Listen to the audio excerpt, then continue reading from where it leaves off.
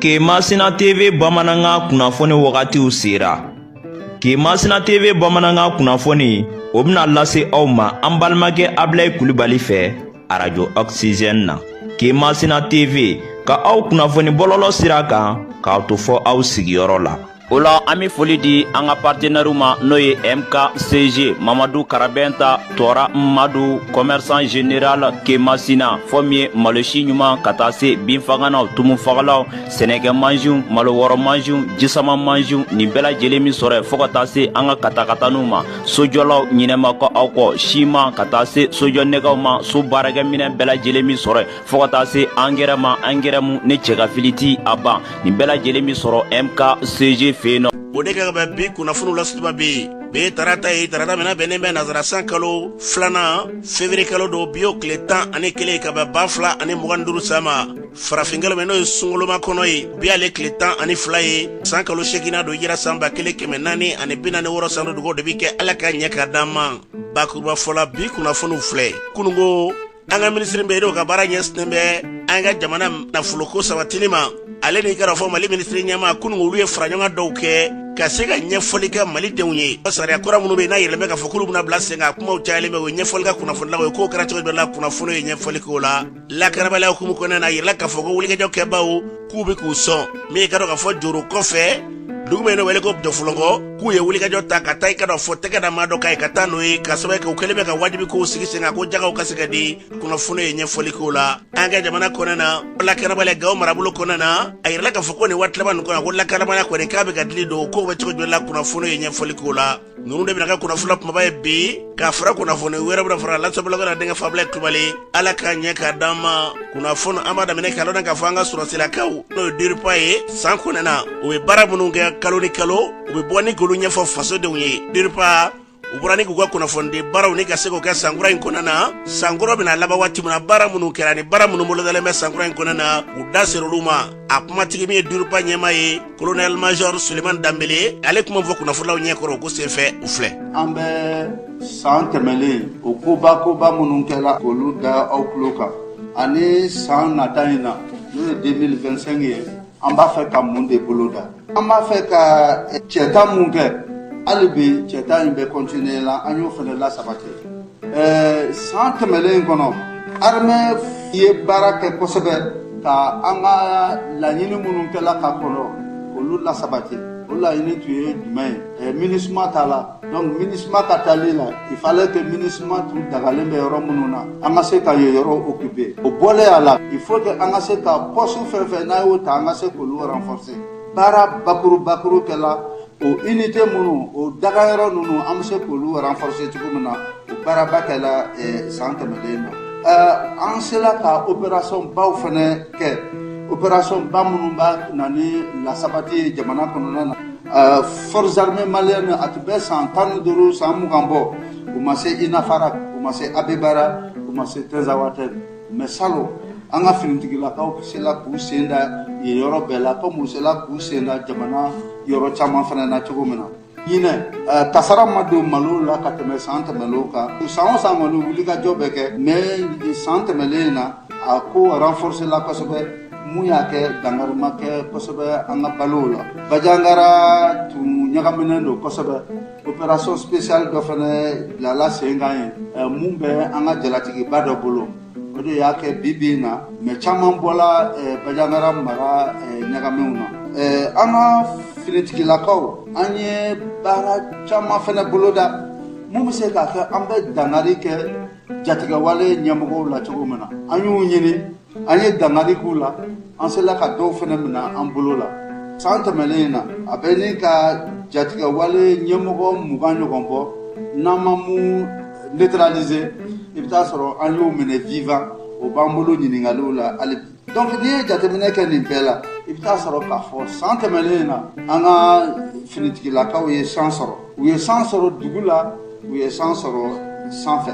ni tun ye colonel major Suleiman Dambele ni tun ale kan ye Jirifa ɲɛmaba wulikajɔ minnu sigilen bɛ sen kan a ka jamana lakanabaaw fɛ a da ser'olu ma an bɛ dugawu kɛ fɛn fɛn jamana ɲɛta ye basigi lafiya u bɛna sira min fɛ ala ka jamana ni ka kolosuma n'an bɔra ye lakanabaliya hukumu kɔnɔna na Gawukaw fɛ yen a yirala k'a fɔ ko wulikajɔ kɔni lakanabaliya k'a bɛ ka taa i ka dɔn k'a fɔ kɛrɛnkɛrɛnnena olu ka mara kɔnɔna na gɛlɛyaw bɛ ka na o gɛlɛya minnu bɛ ka na n'o ye lakanabaliya sababu ye sigidalama dɔw y'a yira k'a fɔ ko wulikajɔw ka kɛ min ye basigi lafiya o bɛ se ka na cogo min na u ka jɛkulu bɛ n'a wele ko Kamos o ɲɛma n'i y'a sɔrɔ bɛ tali kɛ Abdul Karim Samba baara in bɛ cogo min ale b'o ɲɛfɔ an ye an ka lamɛn. Dugawu de kɛ minnu banna ni attaque vendredi attaque na ala ka u da yɔrɔ suma u y'an kɔn kiti min na ala k'o nɔgɔya min ye militaires ye min ye population civile a bɛɛ ko bɛ taa in a y'an kamana kan parce que san 4 attaque mun fɛn o fɛn bɛ kɛ Gawo amma a camanba a bɛ kɛ Kobe dun n'i y'a ta k'a lajɛ ani Gawo kilo 35 dɔrɔn de don kilomètre 35 dɔrɔn de don donc n'a man ye ko chaque fois o yɔrɔ de la mɔgɔw bɛ sa o yɔrɔ de la carnage bɛ kɛ tiɲɛ yɛrɛ la autorité militaire kan ka disposition wɛrɛ ta pour que Kobe in a ka problème ka ban foyi dun tɛ se ka Kobe ka problème ban fo base militaire de ka sigi yen parce que minnu bɛ ka tiɲɛniw kɛ u bɛ min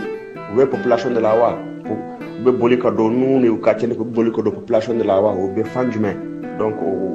fo o ɲɛ de ka se ka dɔn o dun foyi tɛ se ka kɛ n'u ma base militaire sigi yen ka se ka ratissage kɛ ka se ka patrouille kɛ su fɛ ka se ka pour que yɔrɔ in vraiment tiɲɛni minnu b'a la a tiɲɛni ka se ka jɔ parce que o de ye sira kelen ye min bi RN17 nin dɔrɔn de tɔɔra min bɛ taa ɲɛ min bɛ mɔgɔw ka mouvement kɛ n'a ma ɲɛ k'o fana nana kɛ tan population du nord a bɛna mɔgɔw kamana gan donc an ka mɔgɔ victime bɛ ka caya donc frustration bɛ ka caya mɔgɔw dusu kasilen don gɛlɛya bɛ yen donc ni fana cayara kan minnu bɛ ka nin kɛ c'est pour que ka population n'u ka autorités ta k'u bila ɲɔgɔn na ka révolte créer donc u dun bɛ ka taa ni sira min ye ni solution ma sɔrɔ nin na a bɛ sɔn ka gɛlɛya parce que min kɛra vendredi tɛmɛnen a cɛ ni nana ni kun nana Gawo dɔgɔtɔrɔso la hôpitalso la k'a lajɛ denmisɛnnin fitinin n'a baw minnu ye bali d'u la k'u faga a tiɲɛ yɛrɛ la a bɛ magariko don donc an bɛ ala deli o ɲɔgɔnna wɛrɛ ala k'an kisi a ma autorité militaire ka se ka disposition wɛrɛ ta pour que ni ɲɔgɔnna wɛrɛ kana kɛ an bɛ se k'u dɛmɛ ni fɛn o fɛn information do wo fɛn o fɛn mɔgɔw bɛ se ka miiri min na an bɛ se k'u dɛmɛ ni min ye an b'u dɛmɛ n'a ye hali o dongo vendredi min kɛra an tilala ka taa an ye don descente kɛ hali a tɛ kalo 2 bɔ mais urgence min kɛra on était obligé ka taa don descente wɛrɛ kɛ pour sauver encore des vies minnu banana donc tiɲɛ yɛrɛ la an bɛ dugawu de kɛ ala ka minnu banna ala k'u da yɔrɔ suma. ni tun ye Abdul Karim Samba ni tun yeli kan ye Gawukaw fɛ jɛkulu min n'o ye Kamos ye kɛrɛnkɛrɛnnena o ɲɛma don kuma tɛ dɔ ye juma don kasara min kɛra kɛrɛnkɛrɛnnena Gawo kɛrɛfɛ o gɛlɛya fɛrɛ bɛ se ka tigɛ cogo min na ni ka se ka fu sɔrɔ ɲɔnɛ danna o y'a kunba ye an bɛ dugawu kɛ ala ka tila ni ka sabati ni hukumu kelen kɔnɔna bi min ye sigidalama dɔ ye ale yɛrɛ y'a ka seereya di nin ko in sen fɛ gɛlɛya in na ale ye kuma min fɔ o filɛ. effectivement attaque kɛra u nana u ye sira tigɛ an ka sɔrɔsiw la donc u y'a affrontement kɛ u ye ɲɔgɔn gosi kosɛbɛ u mɛnna ɲɔgɔn na fana donc mɔgɔ kɔni sara an ka sɔrɔsiw fan fɛ mɔgɔ sara jihadiste ninnu fana fan fɛ c'est à peu près 35 km de Gawo an bɛ yen de an ka village tɔgɔ ye Kobe quoi donc village yɛrɛ tilalen don 2 mɔgɔ dɔw bɛ sanfɛ mɔgɔ dɔw bɛ duguma kɛlɛ kɛlen waati min an bɛɛ gɛrɛla so la bɛɛ donna so kɔnɔ donc an kun bɛ ka marifamankan dɔrɔn de mɛn bum bum bum bum marifa dɔw bɛ na f'u b'an ka kogow gosi quoi kɛlɛ bannen an sɔrɔla ka taa lajɛ donc an ye mobili dɔw tiɲɛnen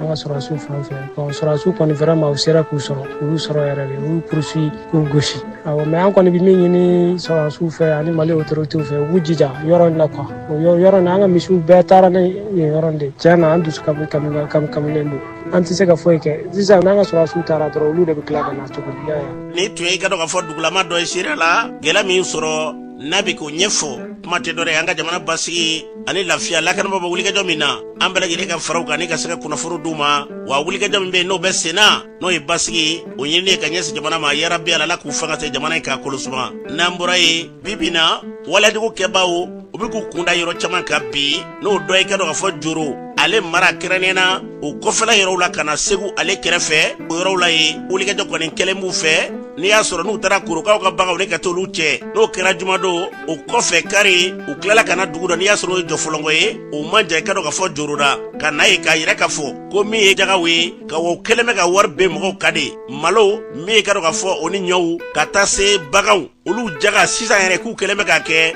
dugu dɔw ta bɛ kɛ u b'a fɔ ko ni bagan tɛ yen suma yɛrɛ fo o tɛ yen u b'a kɛ ko n'i y'o ni ba fila k'u ko k'o de ka d'u ma o y'u ka jaga ye u tor'o de sen fɛ n'u y'o kuma fɔ wa n'a ko sumayara dama k'u bɛ wulikɛjɔw kɛ ka na tɛgɛ da maa dɔw kan k'o de sen fɛ u nana i ka dɔn o jagolɔkɔkaw fɛ dimanche don ka na denbatigi dɔ ka n'o minɛ u marifatigiw ka taa n'o ye kungo kɔnɔna na fo nin yɔrɔ in na a ma dɔn a taara yɔrɔ min na maa caman ka fɔ la k'u bɛ ka i ka dɔn fɔ maaw kɔni ka se ka maaw dusukun kabikami o yɔrɔ la yen kosɛbɛ wa wajibi bilen ko de talen bɛ ka sigi u fɛ sen kan sanga ni waati bɛ ne kɔnɔ a b'u ni marifa ye u tɛ dogo la n'u ko fɛn min n'o ma kɛ i ka dɔn ka fɔ u bɛ wulikɛjɔ ta ni ka ɲɛsigi maaw ma sigidaw kɔnɔna na an bɛ dugawu kɛ u ye maa min minɛ ka taa yarabi ala la ka ɲuman segi fɛn fɛn ye lafiya ye yarabi ala k'o sabati n'an bɔra ye hali bi nin hukumu kelen kɔnɔna na a yirala k'a fɔ waliyajogokɛbagaw bɛ ka wulikɛjɔ minnu kɛ bi k'u ye jaga min fara ɲɔgɔn kan an'u bɛ ka nafolo kasabi min ni ka se k'a bɔ mara dɔw kɔnɔna na mara kelen dɔw kɔnɔna na k'a ka ca ni miliyari kelen yaasa k'o piratigɛ di an ma ani gɛlɛya minnu bɛ yen bi n'i y'a sɔrɔ n'o kumaw bɛɛ senna an ka lakaraba k'olu bɛ wulikɛjɔ la ko dɔw bɛ k'a fɔ k'u b'olu farifa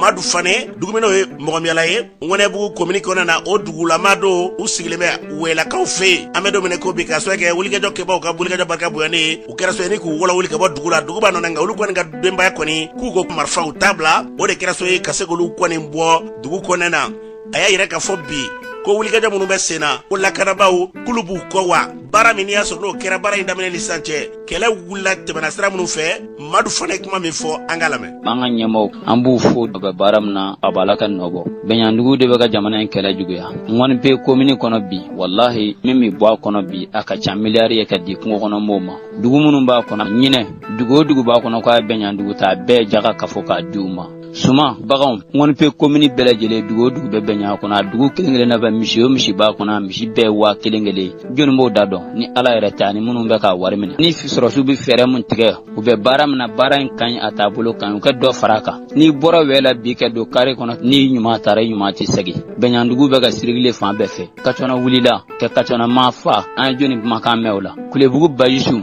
ɔ tora mugu la an bɛ maa si kumakan mɛn ka basiko ni mari to ni mugu la an bɛ maa si kumakan mɛn samiyɛ donda tɛmɛnen u ye dozoden maa kɔnɔntɔn da k'a fa ŋɔni pe marigala an bɛ maa si kumakan mɛn ka tila ka dozoden kelen bɛ yen k'a minɛ k'a fa ka foro kɔnɔ bɛɛ kɛra samiyɛ donda ye an bɛ maa si kumakan mɛn an bɛ sɔrɔsiw fo dan tɛ foli min na ŋɔni pe bugu minnu ma fara a ka du kɔnɔ minnu ma fale minnu ma denkɛ moto a moto kelen bɛ ka boli ŋɔni pe kɔnɔ su ni tile jugu mɔɔw y'a dɔn u ɲɛ b'a la kelen bɛ ka boli bɛnko an bɛ maa si kumakan mɛn na maa min tora camanba kɛlɛ la a ka ca hadamaden maa 10 ye don o dɔ bɔra ka kuma ɲɔnɔ ko ale balima dɔ fara ŋɔni pe bugu camanba ni ɲɔnɔ cɛ kilomɛtiri 7 camanba wulila ka hadamaden fa ye fa ko sabala an bɛ maa si kumakan mɛn marakabugu dozo maa 7 n'o ye yusu tangara ye a n'a ka cɛdenw k'u bɛɛ lajɛlen fa ye an bɛ maa si kumakan mɛn ali wɔɔrɔ dozo baden fara ye ka mɔɔw wuli an bɛ maa si kumakan mɛn ka tungolonkura datugu san 4 an bɛ maa si kumakan mɛn hali alamisa tɛmɛnen a bila ye tungolonkura an ka pecini dɔ bɛ yen a taara ka taa ka pipiniyɛri la ka bɔ pipiniyɛri la ka yɔrɔ la ka taa ko a bɛ taa ndɔman gerefe bɔ a bɛ tu dawolo la ja a taara sɔrɔ maa dangaden d'a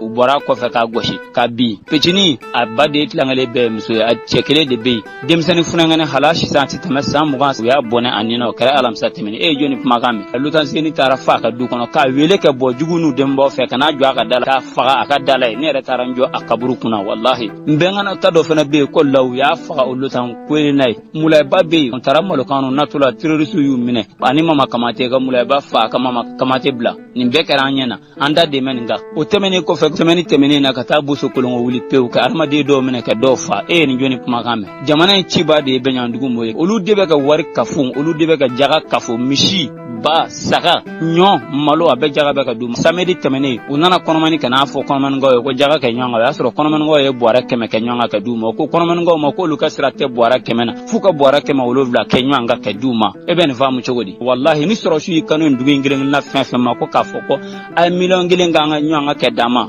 wallahi ibi ma be kuma ga ku ya duci dugu bita tlenke muguci kana do ko so kono ku da komna fo fo meke wallahi na armen na ci foye u be cigo na ka daka uzuro ko rofle ni shibla fe dongo tara suje kata ma fa ka tlaga domina ka asirika ka suje ni ka ga fen beta markala ka do fene bora ko yetura na ka mode be ga baranga biyo yetura ga duci domna hakilimo ya dama so ma bide sekara ma dabizo ma ni ma jani ni yetura gen toro be yo ka jamana ka na genyo dozo do bora ku ka dugu black fema foshila nga bituru sekara kana jugunu de mambala bebe ka kule sura shu koni ambu fo ka daka wallahi ambu ko be ambu ko shini ni mi zagiri ko afara bana ni mesegi ko ni sura shi mine mimi ke kungono mola ko ka kungono mo de mambala bamana ndugu fen be bi ko ay benyo ata bebe ka jugu deme ango ko na min bora kono nyina wallahi a chefa milliard kile aka chanai jugu be kungono mo fe bi kateme sura shu ye do de ande ndo andogonu ndo anfa do amba do abede bala olu be ka fa do bi yele noy ko lu tay jamana me kungono ma shida mbalu o be ka dem harama do be oben vam to an data ku ko de inde kara semente mene nana kayo kana mo fla fa ka tlaga moto tan fla takata na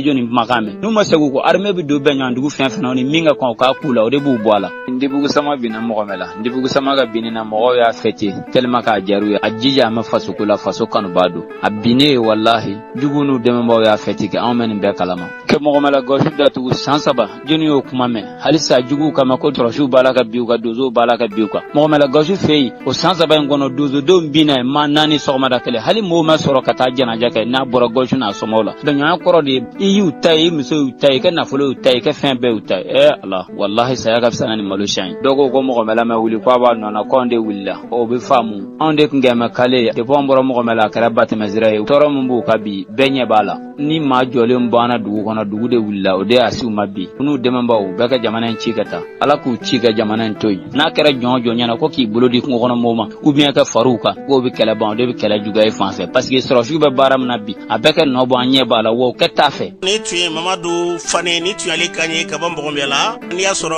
wuliga dokera wuliga do mbeni wa soro kera marfatu fe ko kono mo ka siga ni dawluka wuliga dokera anga jamana la kana ba ka siga fere bala ile ka se gubo mo ya sigere la ni tu ali kanye pamate dore ko fembe bi ni ya chitemina anga jamana kono na basi bala mun be ko ka benyonya tani mamnuwe no wala diku keba we ko de biga so ni ka siga gele ni ka siga dili do la kana ba baramena be ku bi foku tanu ku barkada wa ko barai kono taranya ko de biga so ni ka siga basi nati ambe dugo ke jamana yi akolo suma bi boyoro yara bela la ka sabati namburai katika ufe ayira la kafo tomini ngoro sugu o jenna dogo frain konana o jenni minke kwa kera kasara baye nga mimbe ni asongo kera ni soja ko yala ngulo ka nga to femena ni dore matola bavla ko ala tanwe ko ma kone makasara inina ni gela mi kwa kera ka kera bula fewde snofe mi sugu nyema e Moktar Sise bara ko ke to mena ulu ka fera munu tigane de be munu be ni ulu bara ko senale bo nyefai angalabe mu ye katika usuro o sugu jeni ka damne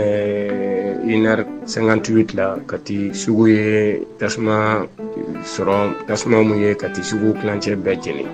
akasara buena kojugu ka ke sababu ye ka yoro do nyona ka ambalma muso ni an bawni an dogo muso ye ko ka freke mena dala jeni o konna na vraiment chani fanga buena kojugu amma ke fin ka fo ka kera mo nyintora la mo nyimato ala juginin do kera sababu ye ka munu kunna na tasma fawla o ko fa ame foli ke ko soba anga autorité ye parce que depuis akodamne na fo sisa abeyi jo asenka ka damne autorité la kana transition tchebaw la kana fanga gouverneur la ci don na boka bo fambe pour que ko no sendo ni barayna wa ira vraiment o hakli be an ko soba ambu fo ola ko soba ko fe ye ngale mun ke wuli ka jom kera wala se ku deme anga gouverneur ye ci don bla kana anga jamana ba to la parce que administration ye chende préfet fana ka chedon ani saperu ni police mumbe sigi dawla ni gendarme fon be no ko autorité do abe yi sendo ala ni service technique o ye boka bi mun ke kera la nyana mbu fo la kosobe commission sigira 5 ans pour que au moins jago kala fon be akera sababu ye kanin kasaran so la nyini be ka ke pour que au moins o be se ka segi u ka droit la tourmi ka se ka baraw continuer o lambe foli ke kosobe bela jelen ka ɲini masa Rahamani fɛ Ala ka jamana in Ala ka kolo don Ala ka basigi a kalifalen don minnu na bi an bɛ Ala deli Ala k'u fanga se. Ni tun ye Muktar Sise ni tun y'ale ka ɲɛ sugu ɲɛma u ye gɛlɛya minnu sɔrɔ o gɛlɛyaw u bɛ se ka kunbɛn cogo min na fɛɛrɛ minnu bɛ se ka kɛ cogo min na ne ka se ka gɛlɛya ne ka se ka fo u la o y'a kunbaya ya ni jamana ɲɛmɔgɔ wulikajɔ minnu kɛ ka se k'o foli bilana ta ni ka ɲɛsin jamana ɲɛmɔgɔw ma an bɛ dugawu kɛ nin ye kasara de sababu ye yarabi Ala k'an kisi a ɲɔgɔnna kasara ma n'an bɔra ye jɛkulu kɛnɛlen minnu ka baara ɲɛsinnen bɛ ka fɛɛrɛ balilen tigɛ an ka jamana kɔnɔ na sango bi maa minnu bɛ n'i y'a sɔrɔ olu bɛ furubacaw ka se ka baarakɛlaw yɛrɛ ni ka se k'u ka lakana k'u lasabati o jɛkulu olu ye fara ɲɔgɔn kɛ u ni INPS ka tɛgɛ di ɲɔgɔn ma fɛɛrɛw bɛ se ka kɛ cogo jumɛn la n'i y'a sɔrɔ ka wulikajɔw kɛ sango baarakɛla yɛrɛ ka se k'a latɔgɔtɔ baarakɛla n'a ye kasara sɔrɔ fɛɛrɛ jumɛn de kan ka tigɛ o kɛra fara ɲɔgɔn ye sababu ye a kɛnɛ kan INPS ma ɲɛma n'i y'a sɔrɔ u bɛ tali kɛ Ousmane Karim Kulubali ale ye kuma min fɔ u filɛ. Jamana ninnu y'a ŋaniya k'u fanga ka gɛlɛn ye ka se ka kɛ u ka fɛɛrɛw sɔrɔ ka misali sɔrɔ yaasa baarakɛla ni ka se ka kana cogo min n'o o nana kɛ sisan o b'a to jamana a bɛ se ka sɔrɔ kɛ parce que ni accident kɛra ka bɔ da a b'a tigi kɛ lujuratɔ ye donc a dun bɛna da faso kɔ bon pour que k'o ta ka bɔ yen a ka kan an ka mɔgɔ ni kana u ka baarakɛdaw la o de kama jate yira k'a fɔ ko gɛlɛyani dɔw bɛ baara kɔnɔna na an ka ɲɔgɔn sɔrɔ Bamakɔ yan ka n'a lajɛ an bɛ se k'o gɛlɛyaw wuli ka bɔ cogo min. Ni tun ye Ousmane Karim Kulubali ni tun y'ale ka ɲɛ an bɛ dugawu kɛ fɛn fɛn kɛra ka fɔ wulikajɔ ye a fɔra cogo min na baarakɛlaw ka se k'olu lakana olu lasabatili cakɛda min n'a ka baara ɲɛsin ma an bɛ dugawu kɛ yarabi Ala Ala k'o hakililaw ni k'olu sabati n'an bɔra ye kunungo minisiriw ye ɲɔgɔn ye kɛ kunungo minisiriw ye kunnafonidi yɛrɛ kɛ bamanankan na kuma minnu cayalen bɛ bi Maliko yɛrɛ la sango bi n'i y'o jateminɛ n'a fɔra ko sariya kisɛ minnu bɛ yen n'olu kan ka waleya minisiriw ka lajɛrɛ tɛmɛnen in na a kumaw cayalen bɛ minisiri min ɲɛsinnen bɛ sɔrɔ ni nafoloko yɛrɛ sabatili ma Alifuseni Sanu ale y'i da don a dɔw la ka se ka ɲɛfɔ an ka minisiri lamɛn. Gouvernement ka conseil des ministres tɛmɛnen na an ye ordonnance saba ta ordonnance saba ninnu bɛ tali kɛ mɔgɔw ka nafolo la ni tɛmɛsira dɔw ye donc an ko an bɛ conférence de presse kɛ bi ka ɲɛfɔli dɔɔni kɛ mɔgɔw ye fɛn kelen kelen b'a kɔnɔ an y'a kɛ mun kama nafa jumɛn b'a la texte fɔlɔfɔlɔ an y'a fɔ ma ko Tartop ye taxi de ye société minnu ka baara ye ka téléphone baara kɛ ou bien ka internet baara kɛ an y'a yira k'a fɔ société saba de b'an ka jamana kɔnɔ minnu b'o baara kɛ Malitel, Seletel ani Orange olu société saba minnu bɛ téléphone baara la an y'a yira k'a fɔ kɛmɛ sarada la an tun bɛ 5 de ta n'u ye feere kɛ u bɛ nafolo min sɔrɔ o de tɔgɔ chiffre d'affaires o feere in an tun bɛ kɛmɛ sarada la an tun bɛ 5 de ta o la pour que ka se k'o di trésor ma pour que ka se ka baara kɛ n'o ye parce que an b'a dɔn jamana kɔnɔ mɔgɔ bɛ yen n'i bɛ baara la i bɛ impôt dɔ sara ni société ninnu tun bɛ impôt min sara u ka chiffre d'affaires kan o de tun ye 5% ye o tun bɛ 1% fana sara autorité min bɛ régulation kɛ n'a bɛ fɔ a ma AMRTP olu minnu ka baara ye pour que ka kɔlɔsili kɛ secteur la ka se ka équilibre dilan secteur kɔnɔ u tun bɛ 2% fana sara AGEFO ye pour que ka se ka infrastructure ka se ka kɛ jamana fan bɛɛ mɔgɔw ka se ka internet sɔrɔ n'i y'o fara ɲɔgɔn kan o tun kɛmɛ sarada la société ninnu tun 8 de sara 5 de bɛ taa trésor la 1 bɛ taa AMRTP la tɔ 2 bɛ taa AGEFO la an y'o de ta sisan k'a fɔ an bɛ ka 8 sisan u bɛna 10 sara sisan au lieu que 5 ka taa trésor la 7 de bɛ taa trésor la sisan AMRTP ta tora 1 na AGEFO ta tora 2 la an ye lase temps ma k'a da kun caman kan a kun fɔlɔ ye an y'a ye k'a fɔlɔ yɛrɛ jamana bɛ bolo min kan bi an bɛ baara min kan ka kɛ an mago bɛ chaque fois ka taa lajɛ fan o fan ni mɔgɔ bɛ se ka tali kɛ pour ka se ka baara kɛ n'a ye ka jamanadenw nafa ka baarakɛlaw nafa an ka baaraw de donc il faut k'an k'a lajɛ komi an bɛ se ka ressources sɔrɔ cogo min na ka se ka o budget baaraw kɛ an y'a yira k'a fɔ fɛn min ye téléphone baarakɛlaw ye ninnu taxes sigira sen kan kabini 2012 san 2012 o don ni bi cɛ changement caman donna an ni jamanaw cɛla gɛlɛyaw donna jamanaw kɔnɔ ka caya covid nana crise caman kɛra o crise ninnu bɛɛ de y'a to ninnu sociétés ka jagokun a yiriwara parce que olu bɛ baara la secteur min na chaque fois que crise bɛ yen olu ka jagokun bɛ yiriwa an y'a ye k'a fɔ sisan comme u bɛ équilibre dɔ kɔnɔ sisan an bɛ se k'a kɛ kɛmɛ sarada la an ye dɔrɔmɛ 2 min fara kan an bɛ se k'a fara kan k'a sɔrɔ a ma kɛ baasi y'u ma a kun filanan dɔ fana ye k'a fɔ n'i ye Mali jateminɛ an n'an ka sigida fɛ jamanaw la Mali ka taux ka dɔgɔ ni a tila bɛɛ ta ye n'i y'a jateminɛ Côte d'Ivoire ninnu bɛ kɛmɛ sarada la 11,2 Burkina o bɛ 10 ani murumuru Niger olu bɛ 9 na Togo bɛ 8 na beneme tan na benya ka fo mali fana mana tala yele ngasi tama atna fo kambe benye taxi ko la kambe ke chamanchela comme jamana be kelebuna wanya ka fo sisa comme kelen ko ato mal sa il faut que tanga ici ka territoire be occupé gagna l'outil tan de consulter ça il faut que anga croissance para makensi sa entreprise ou temo ba c'est ga yirwa il faut que anga taxi inta ressources nous permet pour barake maintenant anye taxi flana munta comme anya e mo chama be ga fo ku ba fe kan deme anya jate me ka fo hakilna dobe jamana du do yake est-ce anta laje téléphone carte ikeo ke ka carte de recharge sans keme saradala ika contribution ke tanye pour que ka la fond comme anya ka fo grand malion be monnaie ko so amba fo ma sama monnaie orange monnaie ibito ro la ka kwarti ni ka téléphone doptata banque la ou bien caisse la ikeo ke kata kibe retrait ke keme saradala be tamakelem bla mba pe ka mu fo ayini hakilna ka para inquiétant parce que anya ye mali anye munke antno ni okeble ni a jati me musaka nu anga budget pour que anga ke enré fo anga so en se ko pour que sini anga doni do mu kana wato an diuna modon kana wato an mo ke wi barak et ministre Alfsen Sanu ni tuale ka ministre mga baranya steme na fulukula sabatili manga jamana konana akene kanya foto ko na ministre nyama tumbe ale fana dantigalu gani ala sono kuna fana tawla pratika na di awma ni yeni bere yele franyo nga kuma mi tumbe o de ka ira ka fo jamana deun ko bara munum be ka nubo ko jamana deun ga nyini family mine konana wa kuna funda ka faruka ka seka lase ukadon kwa kuntere de ko gela de jamana konana ko gelai ko abseka fu bele la choko mena kaseka de meta kanya sanga jamana wa ko ya akla de ambe dugo ke femida kadi malila ya rabbi ala la ko sabati fefe jamana nyeta e jamana mbasi alafia ubina sira munu fe ala ko sabati nambura yemi ka fo l'examen krenena no e kena subayanga jamana konena o ko ni kera wode benyo do trano e mine do e kaseka di uluma amalo na ka fo bara min kera akira ni suja ko baye mi ka fo Egypt jamana alega la sigidom banga jamana ko de anga jamana ka bolori nyoma do kaseka ni ndemenyo ni kaseka kemene we ka nyesi yema o bara mi kera me ka fo ako mi ako nyama do e kerana ale makani suja dogo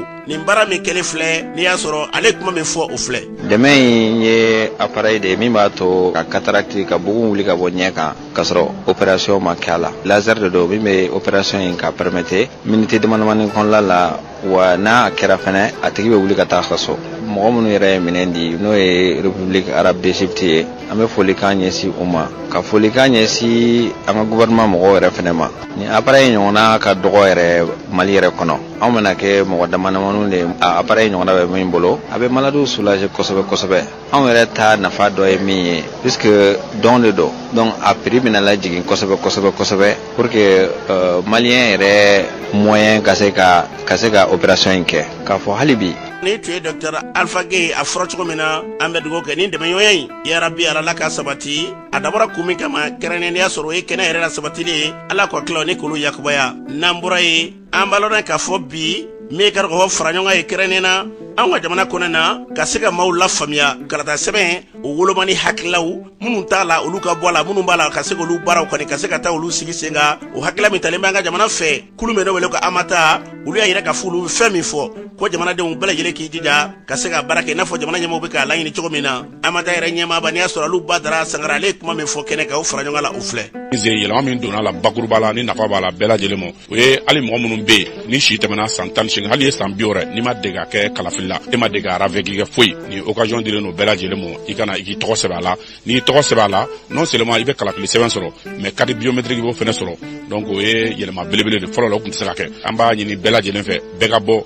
munun be no ma da kalafilla munun ma dega ravegi ke ni a occasion munun fatura fene ko lu to bo kalata sebenga ani munun ye sigoro yele ma fene no transfert olu be mana ka bank mamna disi do be affiché yele ma munun dona anga mara tableau la no ye organisation administrative ye anga cercle croix do kerera no ye kemeni bidroni kononton anga village olu fene boya no 12721 donc on a ñona chama commune fene 800 et quelques ani Bamako district anaka arrondissement wolonvla expert mu na no de ñefo ni tiamata ñama e keranena alu badara sangari kenenga kati marablo ñama ni asuro katika ko préfet aruna jarale rek mami foni kenenga ufle constitution bola o tara référendum kera chaman tara c'était on RFI no réforme administrative chaman kera n'o ye région kura aw yɛrɛ y'a ye loi électorale taara fɛn caman taara an ka département fɛ donc les bons que mɔgɔw ka se k'a dɔn fɛn min bɛ yen réellement ka se k'u sen don a la. ni tun ye katikaw ka préfet kan ye Aruna Jara a fɔra cogo min na fɛn fɛn ka dɔn k'a fɔ ɲɛta ye yarabi ala k'o sabati kalata a baaraw ni y'a fɛtɛfɛtɛliw sigilen sen kan yarabi ala k'o hakilila ye ni k'a sabati n'an bɔra ye bi ko ne kolokuru filɛ ɲama kan o b'a sɔrɔ a don dɔ de natimiya min ye wulikɛjɔ ye maa tanuni o bɛɛ lajɛlen kana bila k'a fɔ ko mɔgɔ jɔlen bɛ su kunna min ye Sheikh Konate INGS ɲɛmaaba n'a ma ɲɛ k'a fɔ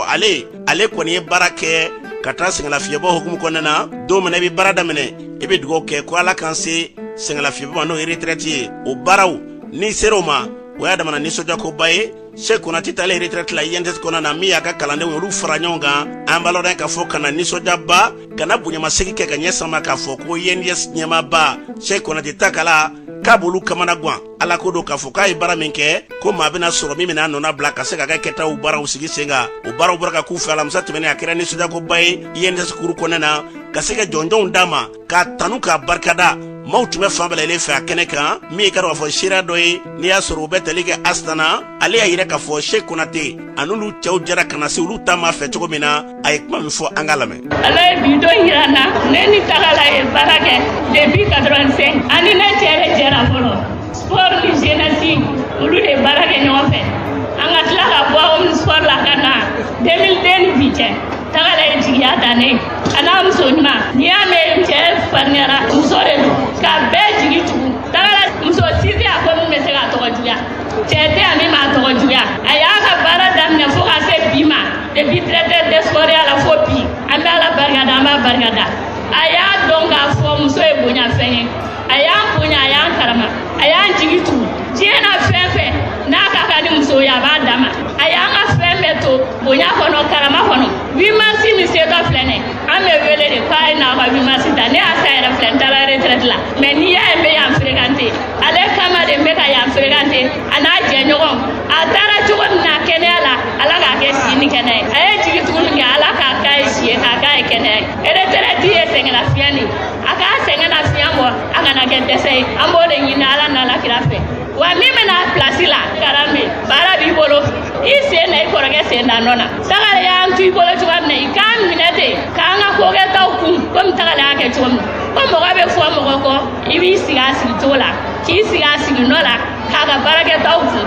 wa an b'a ɲini fana fɛ ala ka si ni kɛnɛya d'i ma Tagala taara cogo min fana ka taa ten. ala ko dugawu minɛ ni tun ye sitan ni tun ale kan ye Sheikh Konate ale ka tali kɛnɛ kan Sheikh Konate yɛrɛ an b'a lɔn k'a fɔ kɛnɛ in kan alimamiw ka taa se i ka dɔn k'a fɔ maaba caman bɛɛ lajɛlen tun bɛ kɛnɛ kan minnu bɛ yen n'i y'a sɔrɔ u da ma dɔgɔ a la fasolamaw ka cidenw olu bɔra fo Kayikaw fɛ yen Kayi Lɔnbakaw fɛ yen ka se ka na kɛnɛ kan a kɛra nisɔndiyakoba ye Medine ninnu bɛɛ lajɛlen tun bɛ kɛnɛ kan Sheikh Konate o y'a yira k'a fɔ olu kɔni ma ɲɔgɔnnaw sɔrɔ u ka mara la kadiri caman bɛ yen n'u bɔra faso kɔnɔ na olu bɛ ɲinɛ faso kɔ k'a ka fɛn bɛɛ lajɛlen bɛnna faso ko ma wa sigida in kɔnɔ na ni mɔgɔw hakili b'a la bɛnbaliya dɔw kun donna ye o bɛnbaliya ale de taara ka taa sigi sen kan ka se ka sigidala denmisɛnninw ka ni maakɔrɔw bɛɛ fara ɲɔgɔn kan maakɔrɔw tugur'u la ka kubu dɔw da ye ko kubu de la solidarité o baaraw ka kɛ i ka dɔn k'a fɔ o kubu o denfayaw taara ka d'a ma ka fɛɛrɛ bɛɛ kɛ ka se ka dugu kala ɲɔgɔn na u y'o bonyamasegin kɛ ka ɲɛ s'a ma Sheikh Konate yɛrɛ a ye kuma min fɔ INGS ekɔlidenw ɲɛkɔrɔ an ka Sheikh Konate yɛrɛ lamɛn kɛnɛ in kan. n bɛ foli fɔlɔfɔlɔ jɔn na k'an furumuso fo a ka muɲu na ka sabali la ka cɛ ni muso ka bɛɛ fo ka barika da ala ye cɛ caman bɛ yen muso caman bɛ yen i su de drapeau bɛ taa da i kan kuma bɛɛ bɛ fɔ karisa tun ye nin ye karisa tun ye nin ye a ye nin kɛ mais ne Sheikh Konate ta yɛrɛ na ɲɛnama hali ni ne sara bi wallahi n b'a dɔn ko ja ne tun ko ka di mɔgɔw ye ne ka solu ka wuli ani si ɲɛnama kɛ fu ye n b'o dɔn bi denmisɛnw aw ye min kɛ nin ye ne ma la n'aw b'a kɔrɔ dɔn e taara diɲɛ wele ka na k'anw karamɔgɔ ka ɲi ko baara ɲumantigɛla de don aw ko ne ye faso jɔ aw ta bɛ kɛ mun ye a sika tɛ ne la ko faso in b'a bolo ɲuman na a daminɛ ye fɔlɔfɔlɔ min ye o lakɔso in kɔnɔla ye denmisɛn minnu fana bɛ yan bi n donna wo kɔnɔ u donna nɔfɛ o tuma aw kana siran aw kana jɔrɛ cɛ ni muso minnu bɛ soti in kɔnɔ yan bi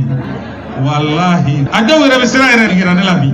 ne hakili sigilen de bɛ taa retraite la hakili sigilen bɛ taa retraite la mun na k'a dɔn ko ja anw bilala baara min na n'o ye denmisɛnnin na don sira ye n'o n'o ye farikolo ɲɛnajɛ yɛrɛ ka taa sanfɛ o sira ye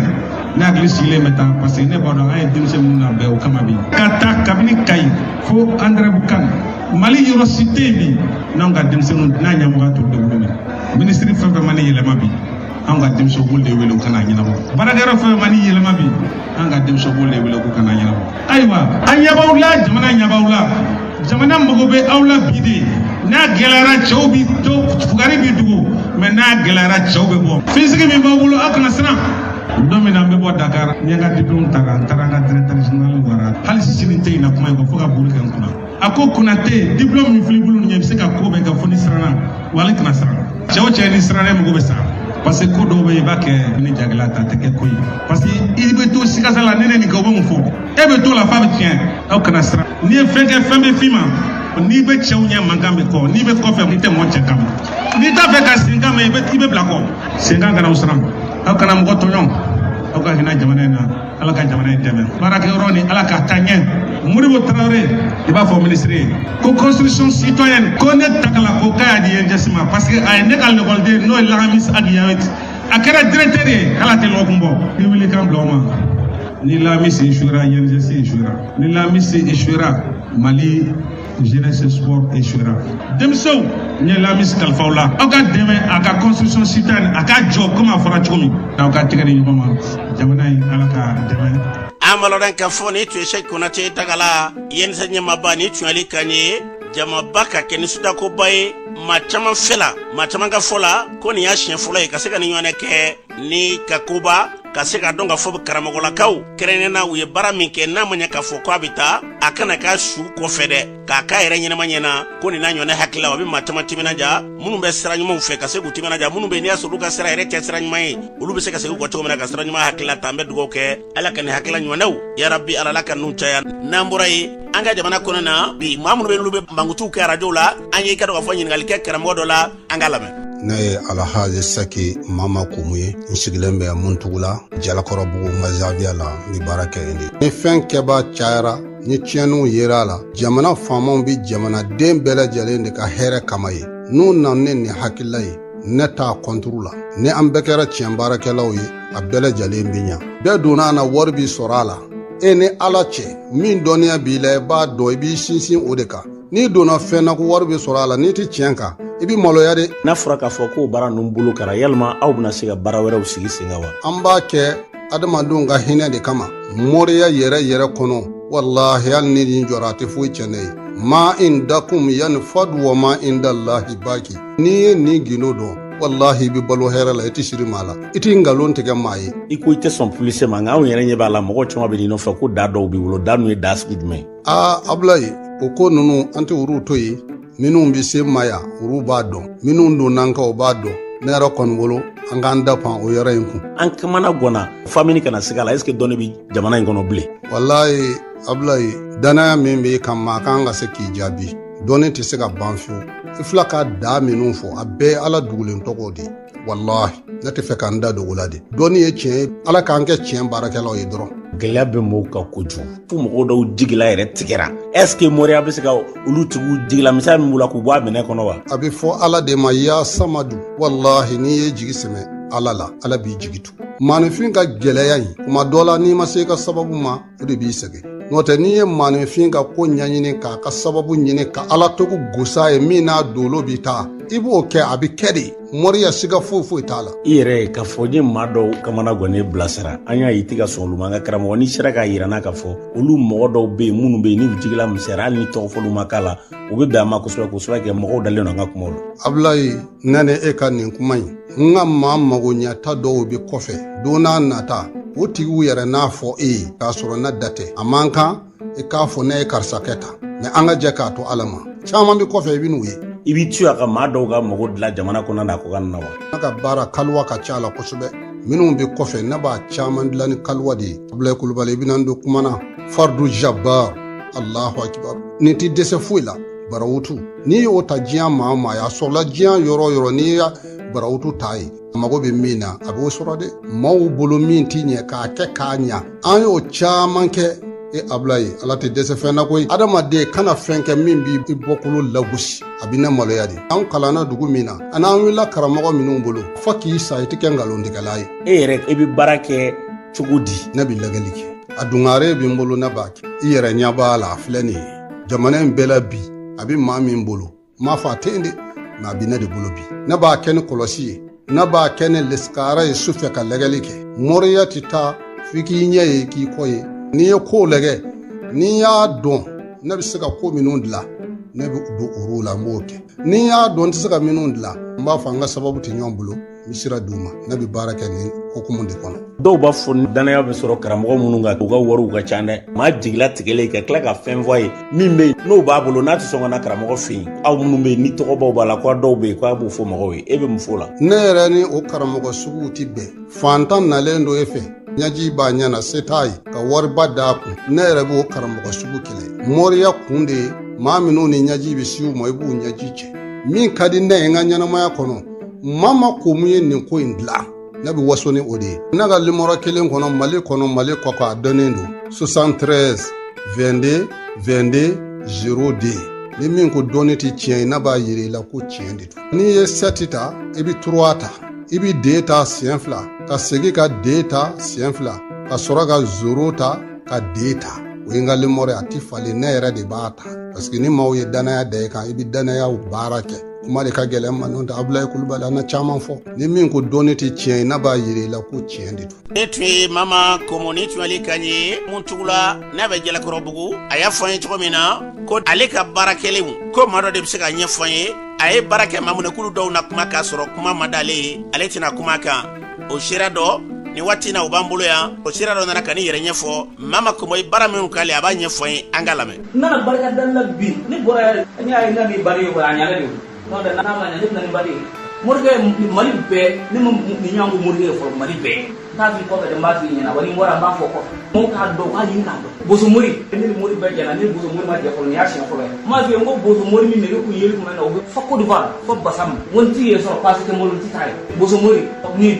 ma deli ka ɲuman ye fɔlɔ kabini ne yɛrɛ nana ne y'a bɛ tiɲɛ bɛ yan ne bɔlen yan ne mago ɲalen ne mana barika da la ne bɛ kɛ fitiriwale sa. ne tun ye sira dɔ kan ye n'a y'a yira k'a fɔ mama Kambo ale taara yɔrɔ la k'a sɔrɔ ale dɛsɛlen don k'a ye yirijalan k'a ka yirikɛnɛ ye ale ɲɛna ni tiɲɛ n'o sabatira an ka jamana kɔnɔ na ɲɛta o bɛ lasabati an bɛ dugawu kɛ ala kɛ ni ɲɔgɔnnaw ne ka ninnu caya k'an bila tiɲɛ sira kan n'an bɔra ye an bɛ taa jamana kɔkanna na Jakarija Dunbiya mun bɛ bolo bi. foli ni tan ni an b'a lase an lamɛnbaga bɛɛ lajɛlen ma an karamɔgɔ i ka yamaruya kɔnɔna na an ka jamana kɔ ka kunnafoniw b'a daminɛ Libi jamana kɔnɔ duguduguni tungana tagala 28 su yira foroba kaburu dɔ kɔnɔ an b'a ladɔnniya k'a fɔ ko nin tungana tagala bɛɛ ye farafinden golofinmaw ye ni kaburu kofɔlen yira k'u fara mara la Libi worodugu yan fan fɛ Kasobon lakodɔnbali dɔ kɛrɛfɛ ni kunnafoniw lasera Libi jiginna kiritigɛla fɛ karido tɛmɛnen a yirala k'a fɔ ko o yɔrɔ kofɔlen in na mɔgɔ lakodɔnbali dɔw bɛ yen minnu bɛ bi tungana tagalaw kan k'u minɛ k'u bila kaso la ani ka ni juguya walew ta ka ɲɛsin u ma n'an bɔra yen an bɛ taa Guinée Bissau jamana na minisiri min ka caw ɲɛsinin bɛ sɛnɛ koɲɛw ɲɛnabɔli ma ka fara mɔgɔ 2 dɔwɛrɛw kan olu jalakilen don yuruguyurugu dɔ la Guinée jamana kɔnɔ a yirala k'a fɔ ko ni mɔgɔ kofɔlen ninnu u jalakilen don wale caman na o dɔw ye yuruguyurugu ani marakojuguya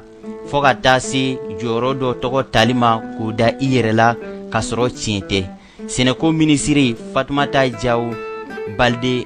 ale yɛrɛ jalakilen don k'a ye cakɛda fu dɔ bila sen kan walasa ka ŋanamu kɛ n'an bɔra yen an bɛ taa Burkina Faso sibiridon tɛmɛnen Burkina kɛlɛcɛw y'a yira k'a fɔ k'u ka wulikajɔ dɔw sen fɛ ko u ye dangari majugu caman ka ɲɛnamaya la k'u bɔnɛ u nin na a yirala k'a fɔ ko ale bi ni wagati in na wulikajɔ kɔni bɛ sen na Burkina fintigilakaw fɛ walasa fɛn min ye basigi ye o bɛ se ka na Burkina jamana kɔnɔ cogoya min na an karamɔgɔ an kun ye min sɔrɔ jamana kɔ ka kunnafoniw la ni kun ye olu la kumaba dɔw ye. Jakara Dunbiya kunnafoniw ɲɛna an ka jamana ka se diɲɛ jamana bɛɛ yɛlɛma Ala ka basigi badabada ani ka sabati.